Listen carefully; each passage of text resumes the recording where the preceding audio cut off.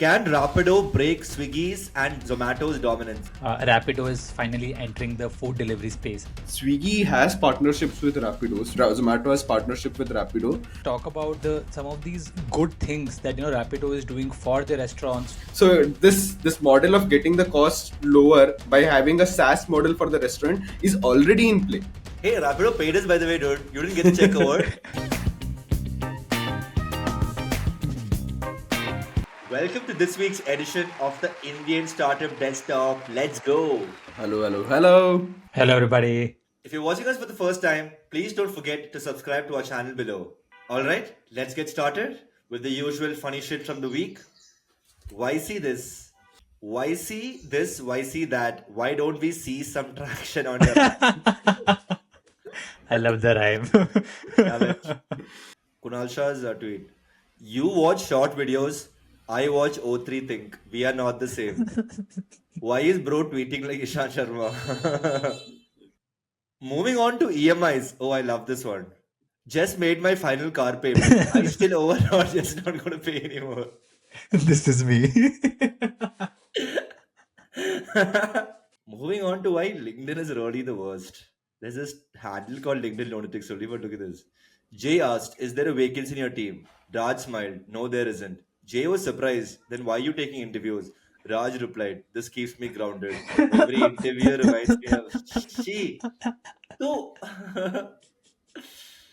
be aware of your people's words so that the world doesn't have to remind you. Hashtag HR. People have so much time in their life, dude. Shit. Sometimes I feel all these HR jokes are so legit.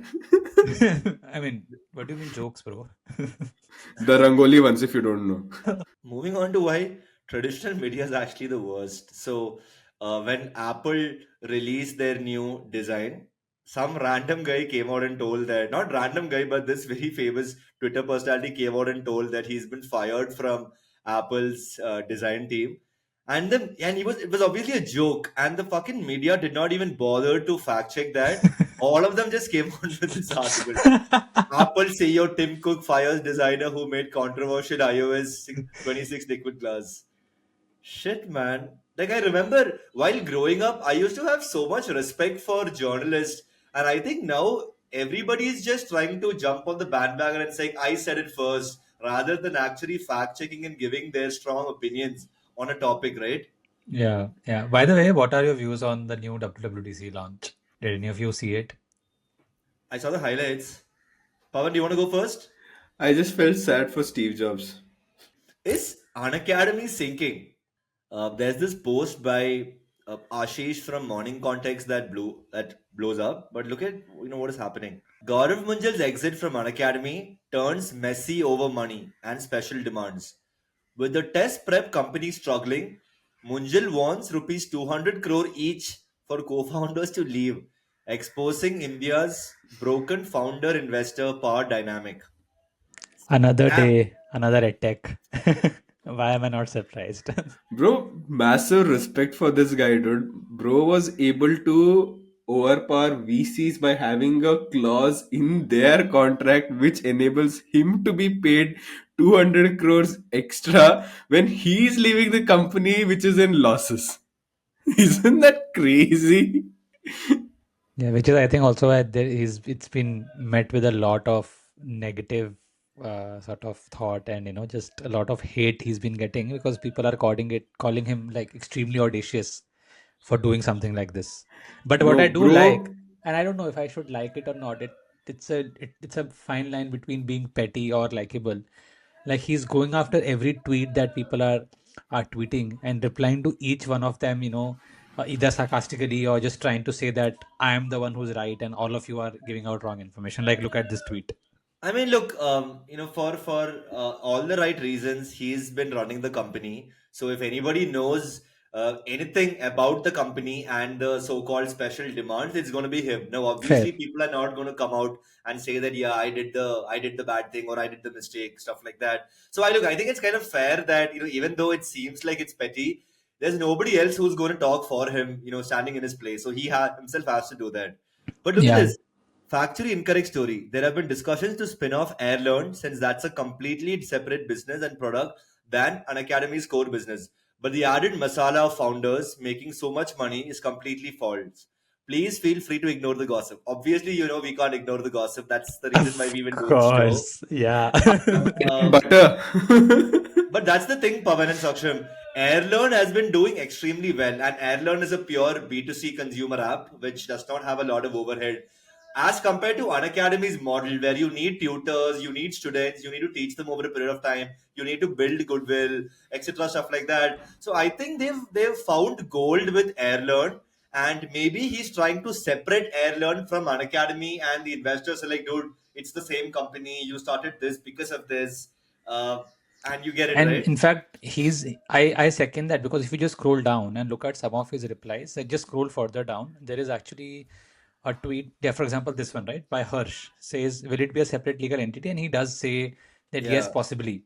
So, and there's another question that I think somebody asked him about, but you did mention last year that An Academy is going to do extremely well. I think, yeah, this post, right? yeah, And he said, I do stand by this. And yes, both of these entities are doing well. So I do think that what Pete you are mentioning might yeah. be true. I mean, I at Look at least this. don't know. And maybe tell me about this. Why does he want to exit if things are going well? Like, what could be that reason?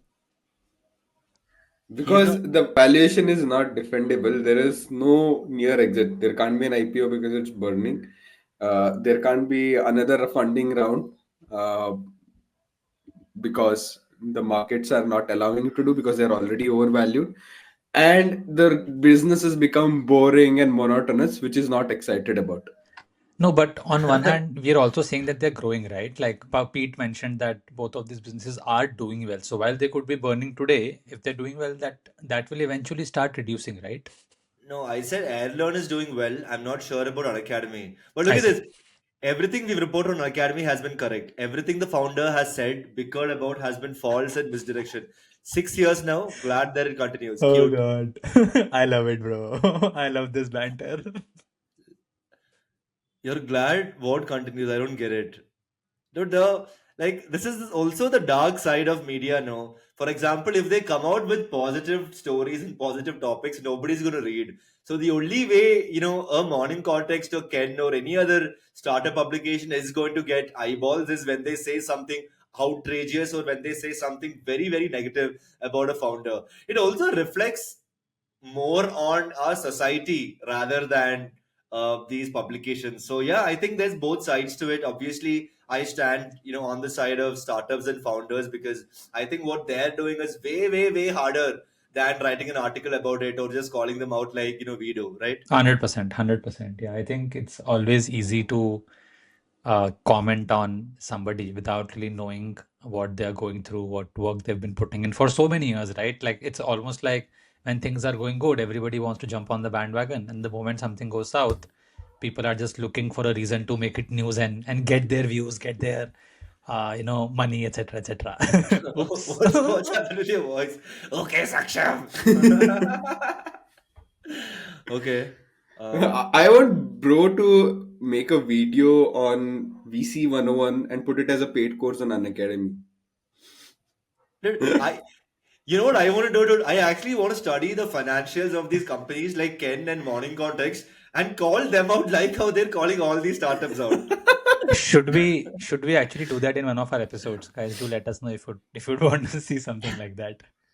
Yeah. But look, I think Airlearn is the hidden gem. They realize that Airlearn has the potential to always have low operating costs and just potential of high revenues. And they're competing with a Duolingo, as you can see in this tweet. So maybe there is a distraction of focus, but again, who would know?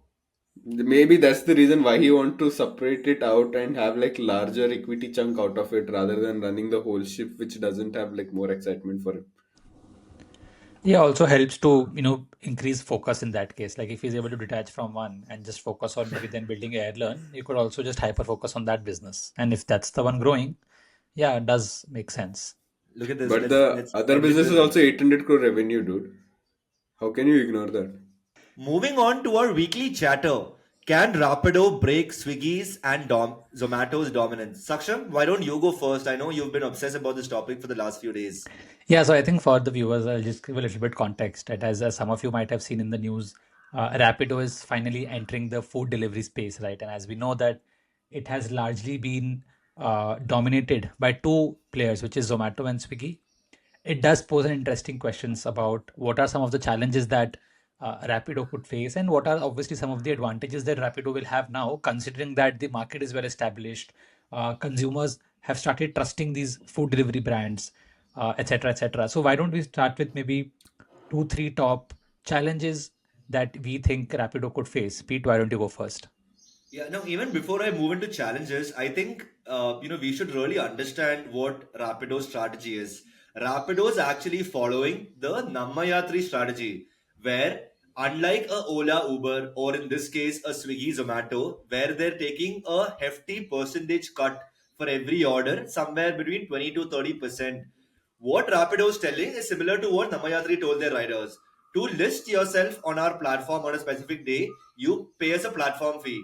Whatever orders you get, that's completely yours. There is no commissions, there is no hefty fees that we're going to take from that. So I think it's important for us to really understand what they're doing differently.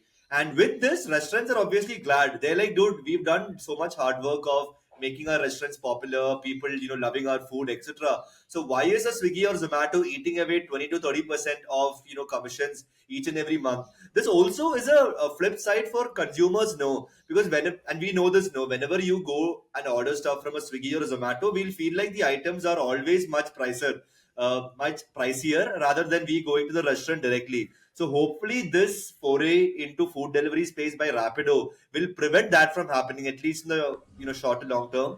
Pavan, Yeah. you want to jump in? But my only thoughts are every time I see this kind of thing happening, I feel India is such a competitive market, dude. There would be someone who starts making slightly more money. Then there would be a new business model that comes into place. Then the economy of scale comes in, and then entire business model gets disrupted. Then everyone starts to make smaller chunks of the pie. But I And also this has feel happened this every time, like competition is Uber, good, no? Ola. Competition is good for consumers, I agree, but I don't know for businesses. Yeah. I also It feel becomes this is how businesses also thrive to become better, keep innovating, and not just get complacent and comfortable with the position they are in. So I I do think it 100% adds a lot agree. of value. I 100% agree, but only to a point when we are competing on a global scale, right? It becomes a point of fact that why should I even bother about solving for India? And I feel like there will be always new people would be entering and trying to solve for India and innovating on top. But at one point, the entrepreneurs also will start thinking like I can put same amount of efforts for an another market and make much more money.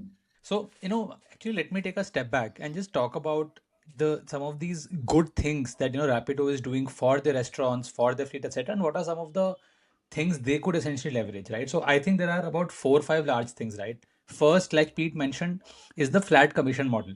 What Rapido is doing is putting a flat fee of 25 rupees for every order that's below 400 rupees.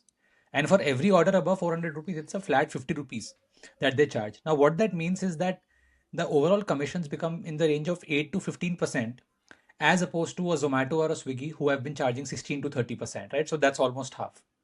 Second, I think major thing that they're doing, right, is they are telling the customers that we will maintain transparency in pricing.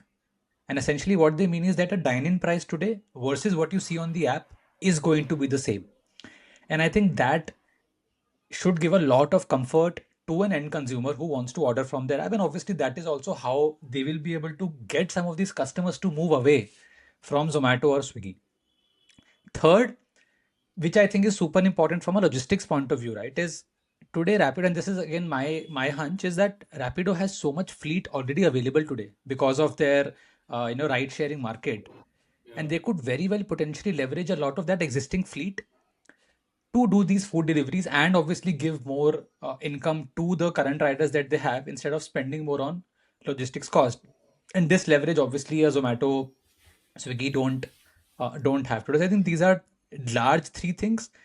One of the other things I read about is obviously restaurant friendly policies, but that obviously can be argued. I'm sure all Yeah. companies are trying to do work in that, but I think these three are really strong levers that Rapido could use to essentially get market share and potentially win in the next couple of years or so.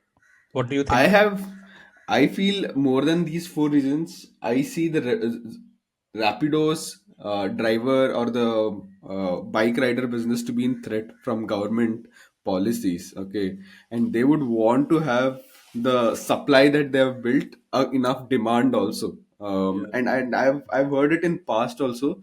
Swiggy has partnerships with Rapido. Swiggy has Zomato has partnership with Rapido, where when the food delivery demand breaches a certain level where Zomato is not able to fulfill that, they send the traffic via Rapido towards Rapido drivers, where Rapido drivers also double themselves as food delivery agents, and this becomes a win-win for both of them. And that's how the search fee also comes in, where the Oh, search fee is kept by a Zomato and a Swiggy, and the Wow. entire earning goes to like the rider, and there dude, is like a I had no beautiful idea business about model. this. I Same had here. no This idea is of this, and porter is also part of this, Acha, I because see. porter business comes in daytime when offices are running, or when trucks logistics are coming, or the supply that they have built is kept busy during mostly daytime.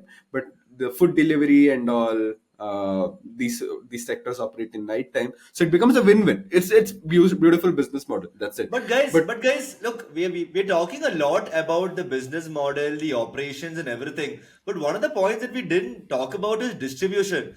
Swiggy and Zomato have spent so much of money in marketing. They are literally a household name in almost any household in India. Do you think Rapido will be able to achieve that level of distribution that Swiggy and Zomato has painfully built over the last couple of years? I think that's the biggest challenge, right? it is. I mean, the high barrier to scale is definitely the biggest challenge. But I personally am super excited, and I think with the fact that Pawan mentioned, right, like during these times when there is, let's say, excessive rain, right, and the demand surges for food and drivers are not available, and if today a Zomato or a Swiggy is actually leveraging Rapido's fleet, it gives so much advantage to Rapido. Like their positioning becomes so strong then, right? They could become that one savior when you are not getting your order in time from a Zomato or a Swiggy. So I do think, like, I just feel this makes things super interesting, and I am actually looking forward to this competition. I think it is going to be fun.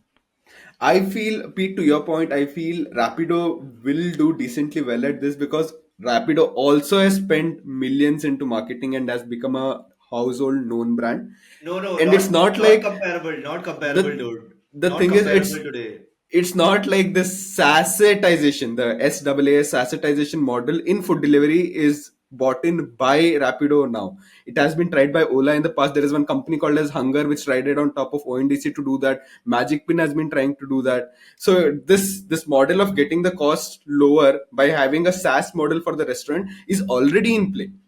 Yeah. Yeah, and I The do think only bet Pete. why Rapido will be able to do is, again, because Rapido has a different kind of distribution, and they will be riding on top of this marketing strategy which is going on right now. Like we are also a part of it, kind of unknowingly, where we are also telling a lot of people that Rapido will be providing your same food at a lower cost. Hey, Rapido paid us, by the way, dude. You didn't get the check over. You kept my check out, Pete. Please give it. That's it. No, I think what, and Pete, to your point on credibility, right? I think what Rapido has done very well in the last few months is, at least in Bangalore, I have seen people have started using Rapido over and Ola over and Uber because they are able to get autos, get rides, get motorbikes extremely fast, and there is almost no cancellation, and they have worked on that credibility, right? So I do think they will definitely be able to leverage that to some extent Did into you the guys food know? delivery business also. Did you guys know this? Swiggy also played its cards well by picking up 12 to 13% of stake in Rapido. Yeah. Nice. And Zomato has done it with Magic Pin. Interesting. Yeah, so it could very well tomorrow be a Swiggy plus Rapido versus Zomato. Yeah, fair. I mean, look, we're all rooting for Rapido. They're the underdog. But yeah, I think only time will tell on how how this evolves over time. Yeah. The interesting part is, no matter what business it is in India, consolidation of market is just around the corner always. But that's it from this week's edition of the Indian Startup Desktop. If you're watching us for the first time, please don't forget to subscribe to our channel below. See you guys next week. Bye Bye bye. Bye bye.